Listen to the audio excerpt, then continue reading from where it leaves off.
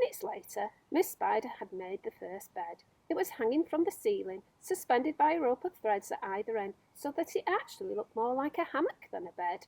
But it was a magnificent affair, and the stuff that it was made of shimmered like silk in the pale light.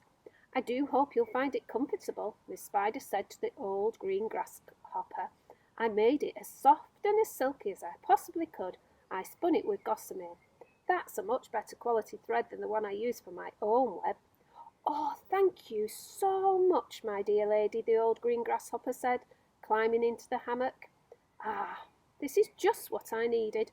Good night, everybody, good night." Then Miss Spider spun the next hammock, and the ladybird got in. After that she spun a long one for the centipede, and an even longer one for the earthworm. "And how do you like your bed?" she said to James when it came to his turn. "Hard or soft?" "I like it soft." "Thank you very much," James answered.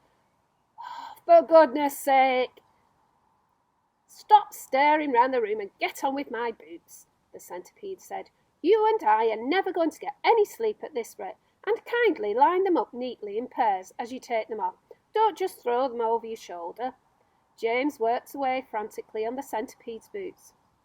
Each one had laces that had to be untied and loosened before it could be pulled off, and to make matters worse, all the laces were tied up in the most terribly complicated knots that had to be unpicked with fingernails. It was just awful. It took about 2 hours, and by the time James had pulled off the last boot of all and had lined them up in a row on the floor, 21 pairs altogether, the centipede was fast asleep. "Wake up, centipede," whispered James, giving him a gentle tug in the stomach. "It's time for bed."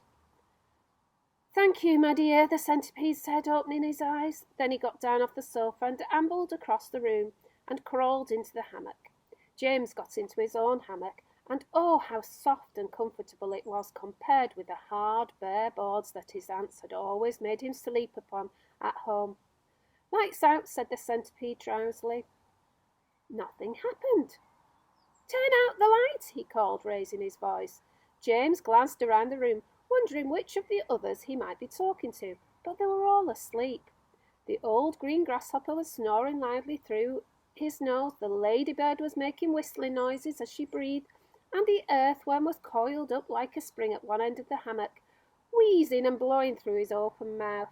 As for Miss Spider, she had made a lovely web for herself across one corner of the room, and James could see her crouching right in the very centre of it, mumbling softly in her dreams. "I said turn out the light," shouted the centipede angrily. "Are you talking to me?" James asked him. "Of course I'm not talking to you, you ass," the centipede answered. "That crazy glowworm has gone to sleep with her lights on."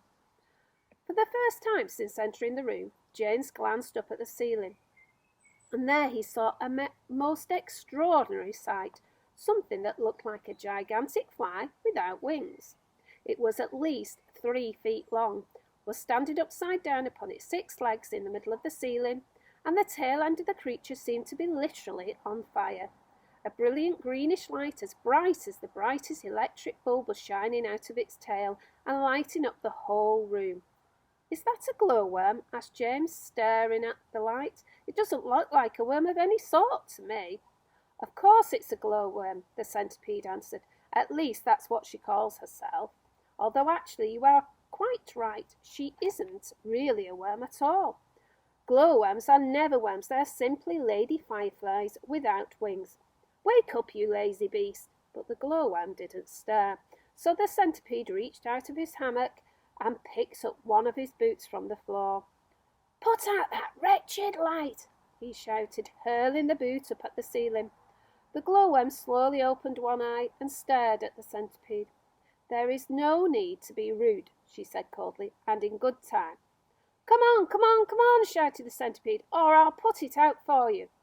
"Oh, hello, James," the glowworm said, looking down and giving James a little wave and a smile. "I didn't see you come in. Welcome, my dear boy, welcome, and good night." Then click, and out went the light. James Henry Trotter lay there in the darkness with his eyes wide open, listening to the strange sleepy noises that the creatures were making all around him, and wondering what on earth was going to happen to him in the morning. Already he was beginning to like his new friends very much. They were not nearly as terribly as they looked. In fact, they weren't really terrible at all.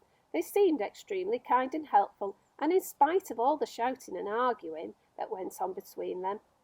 "Good night, old green grasshopper," he whispered. "Good night, Ladybird. Good night, Miss Spider." But before he could go through them all, he had fallen fast asleep.